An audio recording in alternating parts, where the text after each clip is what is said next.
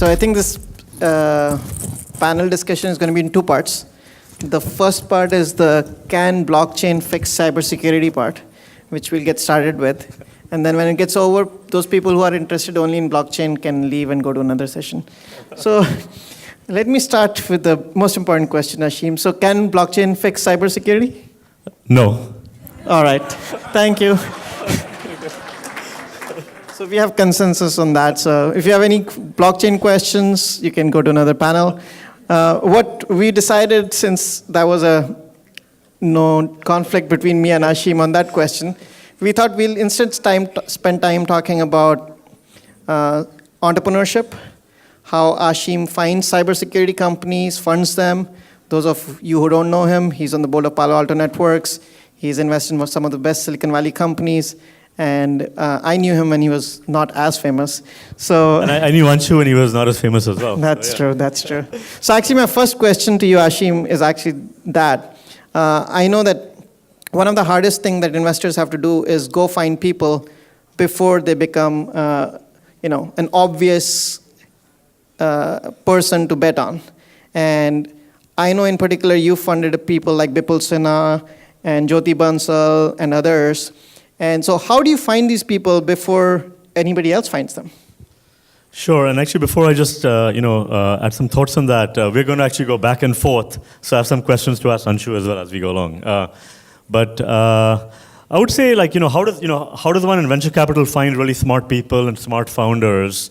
So there's no one formula, right? What ends up happening is most of us that work in venture, we come to work every day, every week, looking to find, really, really smart, passionate people, and so a lot of these people come through introductions, and sometimes we find people at events such as at this. In the cases of the two particular gentlemen that Anshu mentioned, actually, Jyoti Bansal was introduced to me by Asha's late husband, Rajiv Motwani. So I'm fortunate to Rajiv, I'm thankful to Rajiv for introducing me to Jyoti many years ago. In Bipul's case, I had the good fortune of meeting him when he was a venture capitalist at Lightspeed. And I remember meeting him and then basically feeling I just met somebody extraordinary. And then I heard that he left to start a company. So then I just emailed him and said, hey, when you raise your next round, I'd love to talk to you if you might have interest. And fortunately, I got that call. And then when I got the call, there were multiple other VCs, who wanted to fund him. And he was nice enough to give me 2 weeks to diligence it, while other people were waiting for, had term sheets out. In fact, in that particular case, and I thought it was a sales tactic at the time. I later realized it was true. There was one venture capitalist that would not leave his office for 2 weeks. He just came and camped out every day for 2 weeks at his office. And, so I look back on that, and I'm fortunate he actually waited for me for 2 weeks. Yeah. So, yeah. Wow, that's amazing. So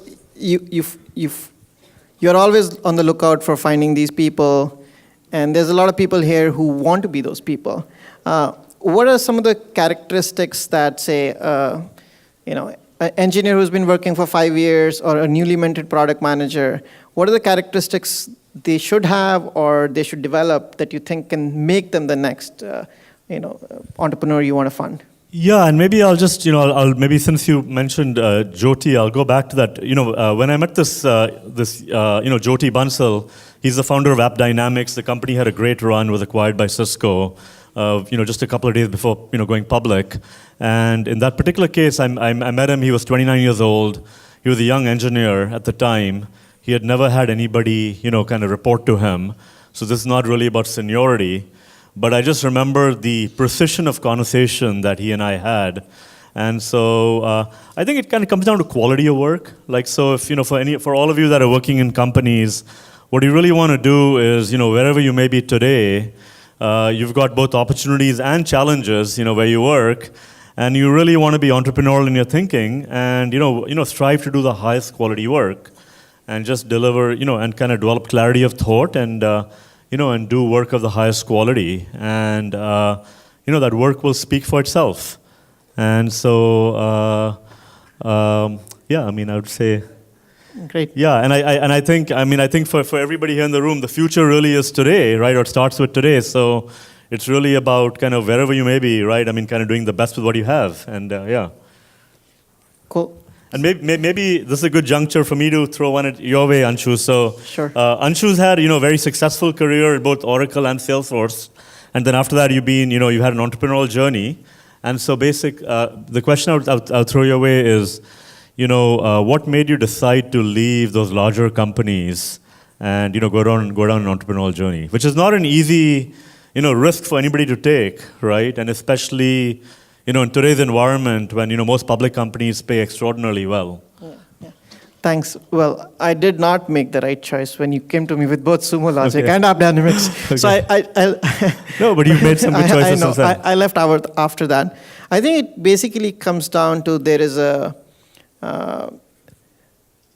personality type. So I think some people can do exceptional work in the context of structure, and certain people need to be outside of structure or need to be able to create their own structures. There's also business problems and technology problems you can solve inside the companies and outside the company. So let's say you have the world's best idea to make databases 7% faster. Now that could be intensely productive work. It could actually make somebody billions of dollars. But really there's only 2 or 3 companies in the world, MongoDB, Oracle, Microsoft, that can immediately materialize that. If you try to do that 7% improvement and you take that genius idea and go outside, what you'll realize soon enough is you don't have the first 100% to start with. So then your work cannot really, making something 7% faster can only be done inside big companies. On the other hand, if you have an idea for starting a data sharing platform which works across corporate boundaries and it's not something that Oracle or Box do today, then it cannot be done inside the context of a big company. So for me, it came down to, over a period of time, accumulating so many ideas that I just could not make them work inside the company. I tried making a few investments, which worked out okay. And I realized that actually, for me personally, to be completely who I am, I need to go out and do things on my own and build companies on my own. So that's how it started for me. And once you accept that fact, then frankly, it's not as hard. Obviously you walk away from cash, but thankfully I came to this country like most of us with very little money, so my cost of living is incredibly low, and it's not hard at all to walk away from good paychecks in that context. And maybe one follow-up on that is so once you've made the entrepreneurial jump into a smaller company, what is your biggest learning or challenge? Is it pretty much what you expected it to be, or what's the biggest upside, or what's the biggest downer? I used to think there'll be a lot of surprises, and I was always looking out for those. My bigger learning, there are surprises and we can talk about them, but actually my bigger learning is that there are actually very few surprises in the following sense. When you start, say, working with somebody, your gut may say, this person is really smart but not ethical, or this investor is going to be really good, hands-on, but they have a risk tolerance that's only they want to flip companies. And what I've found consistently is, rather than looking for things that I don't know about, paying attention to actually what I already know about. So this is my third startup, Prekari Labs, in the last 3.5 years. And I have been mostly surprised by how your initial gut instinct is so right, and oftentimes you just can't follow it. And I think it's true as an investor too, right? Yeah, and I guess I would add to that and say, for me, so I've been doing venture for now, this is my 16th year, and it's a great learning journey. But I would just say, most privately held companies, end of the day, they're relatively small, enterprises in the larger scheme of things.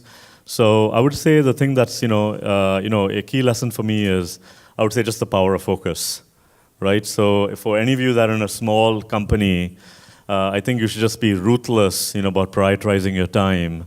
And just, you need to, end of the day, just do 1 or 2 things really, really well. And then in those journeys, you're going to find some things that are working.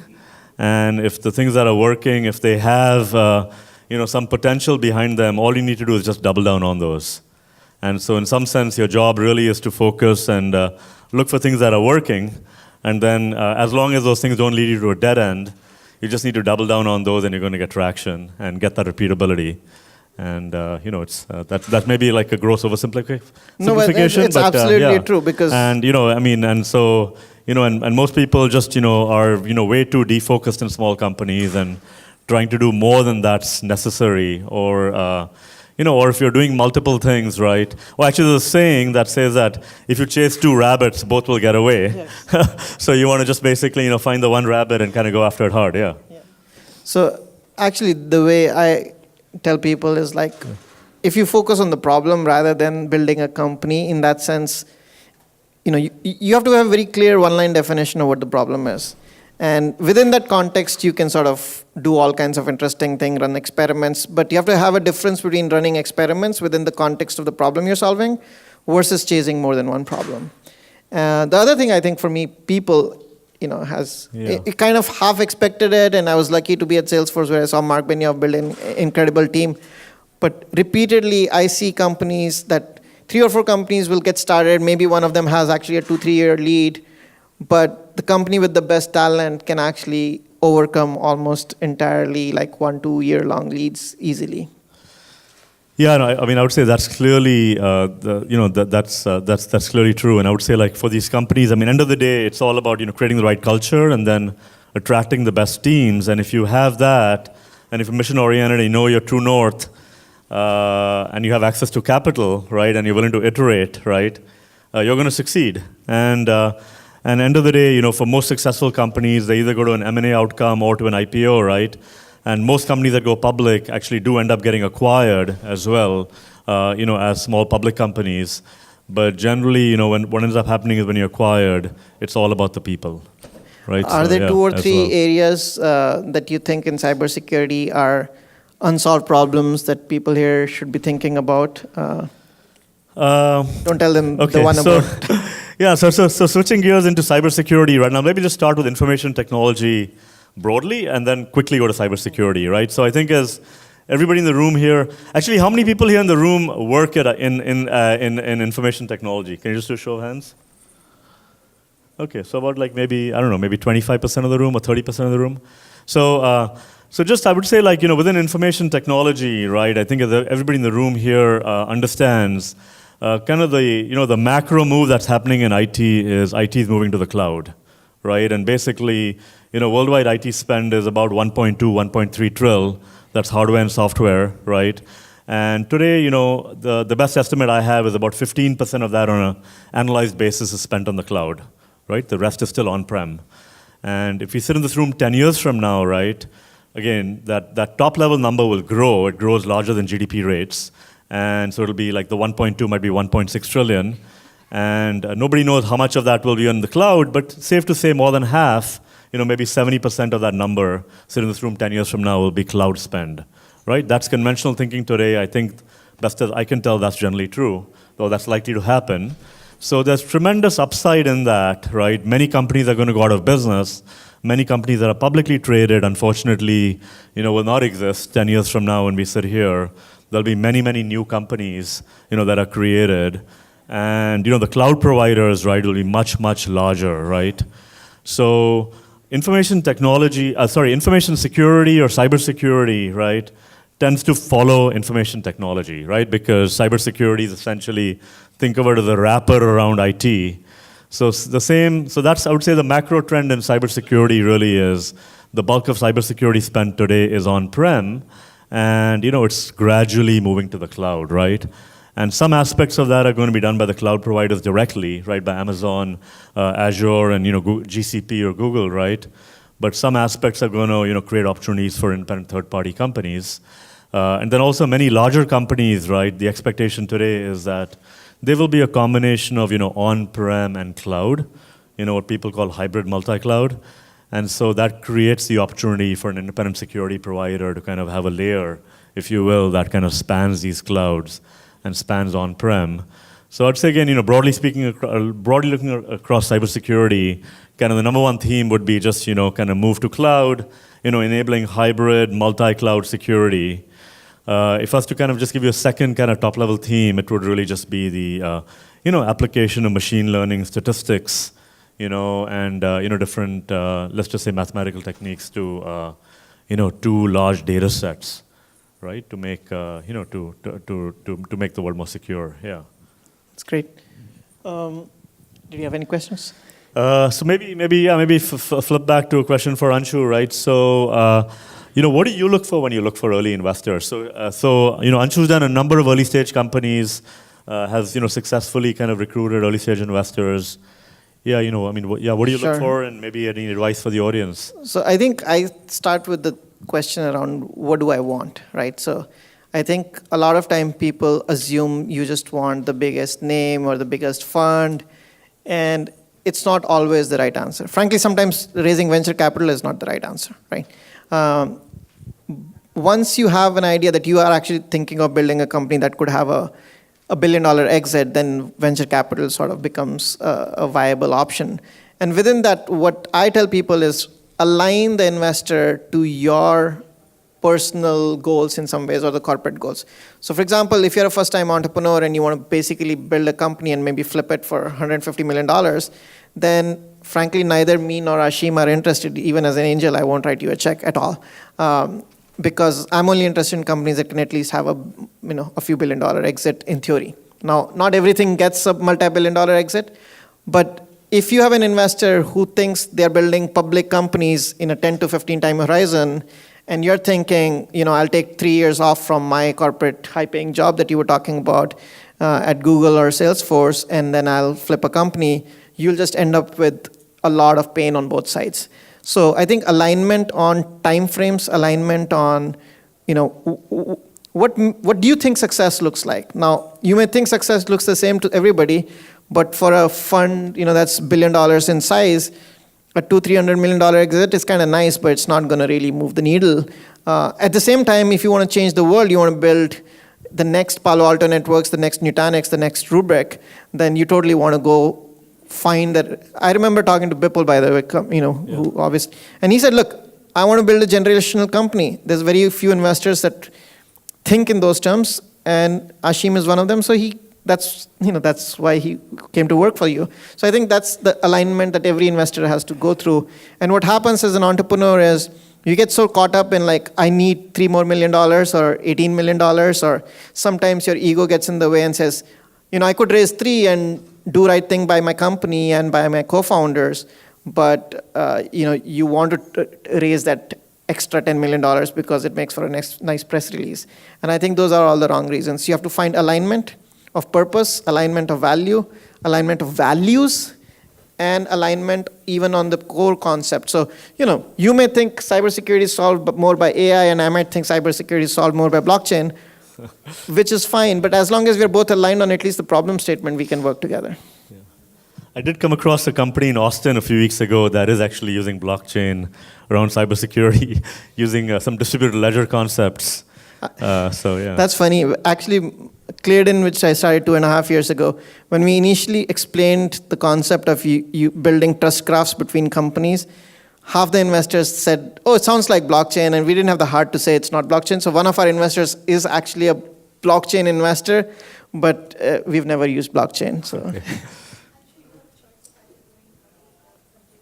Oh, perfect. Let's take some questions. Any questions about entrepreneurship, investing, blockchain?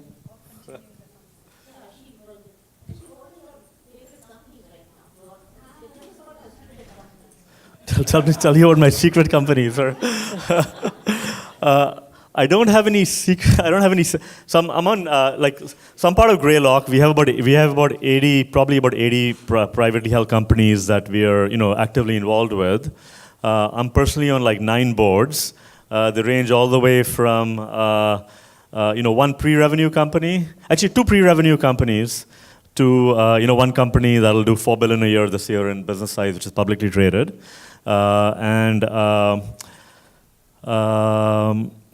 Yeah, I'm just trying to think what I can say that would be interesting. But I would say thematically, and again, this wouldn't be any surprise to this audience. I would say just there's many companies in the last 12 months or 18 months that have been funded that are actually doing a variety of things around machine learning. And I just use the word machine learning rather than AI. and just up and down the stack, right? So you can almost take every enterprise area, right? And on the one hand, ML is an ingredient technology. On the other hand, there are applications around CRM, there are applications around security, there are applications around data management. A lot of the tooling around ML, right? Some of this is going to be done by cloud vendors in the longer term. Some of this has third-party, there are opportunities for third-party companies to be built. So I would just say, and again, what I just probably commented on is no surprise to this audience, but I'd say thematically, like that just continues to be like a very, very active, area. Yeah. Okay. Okay. Hi. Question for first-time entrepreneurs. I think you guys touched upon a very good topic, but typically the connection to early-stage investors. There's a lot of cold calling and everything. What kind of approach do you recommend for entrepreneurs who don't know or not part of any network or IATLs? There is no such thing. You're in Bay Area. If you just go outside right now, you'll find at least 10 angel investors who have invested in at least 5 companies each. So, you may not be able to meet Asheem of today in like half an hour, but you can meet an Asheem of the future who's doing a $200 million fund. And frankly, cold emails work too sometimes. Yeah, no, I would just add and say, I'll give you a 2-part answer. The first part is probably what you expect to hear, and the second part you may not. The first part is, right, if you're referred by somebody that the party, you're being connected to, right, trusts, right? So that's obviously, and I'd say that's the part you'd expect to hear. The second part, which again you may not expect, right, to hear is like, I think if anybody in this audience, actually, if you want to reach anybody, right, of any in any venture firm, right, and it actually doesn't matter how successful they are or not, if you write a well-written email with high precision in that email, and I would actually say if you wrote a well-written email that's written with high precision, you send it to 5 people you think you can't get to, you might be surprised. If the quality of the email is very well written, I would predict actually you will get a very favorable response. Yeah, the world's flatter. The world is actually much flat. I think the challenge is, right, most of the things we get right on email, we turn them off because there's enough data in that email to say that we're not going to take it forward. So, if you have something of precision and you state it in a well stated way, you can't send an email and it has saying, merit, you likely will get them. You likely will get the meeting. Yeah. Don't send an email saying I'm doing cloud CRM company. Can I have coffee with you? Right? That's just not. Yeah. Yeah. Hello. Hello. Okay, my question is like this. How does one choose a co-founder? I have burnt my hands, so I want to ask you this question. How does one choose a co-founder? By burning your hands a few times. But the honest answer is you learn after a few of these experiences that picking a co-founder is a 2-part exercise. Picking someone who can actually complement your skills and finding someone who's actually a very ethical person. We will take the next question just in terms of since this time here. Okay, so my question is on customer data platforms. It's been a topic of interest for me last year or so, and I know Salesforce is trying to come at it. But I feel like there is still a huge gap in how, as a user, if I'm a marketer or a salesperson, I still don't have a complete 360-degree view of what's happening on the customer data side. Like who's talking, when they're talking, nobody in the organization seems to have it. And still we have at least, I think there's like 6,000, 7,000 marketing app companies coming at it. You should take that. Anshu knows that area better than I do. Yeah, well, I think the reality is that every company's customer is a slightly different creature. So what the word customer means for Starbucks is very different from what it means for Bank of America. And within Bank of America, with the business arm versus the consumer arm. So it's incredibly hard. It's an integration problem more than a data problem. And I think what you're going to end up having is, over time, vertical CRMs. The closer you can get to the problem statement, the more it'll reflect what you think your customer's 360-degree will look like. And I think there's probably an opportunity to build a lot of billion-dollar companies in that category. Hello, my name is Priya Kuber, and my question is around, is there talk around decentralized web in the venture capital community, and what is the opinion that is typically going around right now? To the best of my knowledge, actually, I don't know if there is, or I don't think there is. So that'd be the short. I mean, just to be honest, that's the short Thank you. answer. Yeah. And My name is Varun Kashyap. I'm a Rajiv Circle Fellow and co-founder of Let's Endorse. We've been hearing about moonshots and, forgot the name of the gentleman actually, but Jack who wrote- Henry. Jack Henry. the investor who put the first money in Facebook, right? So Jim Breyer. Jim Breyer, sorry, yeah. So, I mean, I've met few investors, not here as much, but back in India. Most often we are, boxed in kind of, an enterprise which is anonymous or, at least an analogy to a different enterprise from a different industry, like you would perhaps, I don't know if it works here, but an Uber for X, so to say. So, whereas Jim, put in money into an enterprise, I wouldn't say it was the first one, and clearly it wasn't the first one. But my question is, how do you find investors who would not necessarily try to box you, but are also at the same time looking for those moonshots, so to say, as an enterprise, you cannot really be put into like something that might have already worked in a different industry, but is something that perhaps would happen for the first time, and also as an investor, how do you look at those enterprises? And I don't know if you really look at them, I mean, favorably or even if at all. Yeah, I can start and then please add, Anshu. But basically, I would say, I think end of the day, it kind of touches on actually what Anshu, I think, actually mentioned earlier, which is, whatever you're working on or anybody in this audience is working on, if you're looking for an investor, you've got to find somebody that there's some common shared vision, and interest in the mission, right? So I think Silicon Valley is flooded with investors at this point, right? I think there's like an oversupply of investors and capital. So it's I'd say it's very likely almost anything anybody's working on in this room, there are people in the Valley that have interest, right? And also there are people, some firms or some individuals are willing to take more moonshots than others. It just depends on the person. So I think if you're working in a particular area, what you've got to try to do is, go find an individual that has interest in that area. And, So when yeah. So the only thing I would add is think yeah. in terms of markets and what you're selling. So let's say you invented entirely new kind of medicine thingy that's not even called medicine, so it's not Uber for whatever, right? At the end of the day, you have to figure out where the hell are you going to go sell it, right? So you're going to either sell it at a hospital or a sabzi mandi or a meat market. At the end of the day, there is no such thing as entirely new everything, right? So whatever product, whatever problem you're solving, there has to be some market for it, maybe displacing that market. So you think you're selling satellites, but at the end of the day, you're solving the communications problem. So there is always a market. So you can always start with the market or the problem statement and find the people that invest in that, rather than thinking of yourself. I think thinking of yourself as a very unique company, entrepreneur, and saying nobody's ever thought of X is almost never true. Tesla is just a car. So thank you so much. That's all we have. Thank you. Thanks.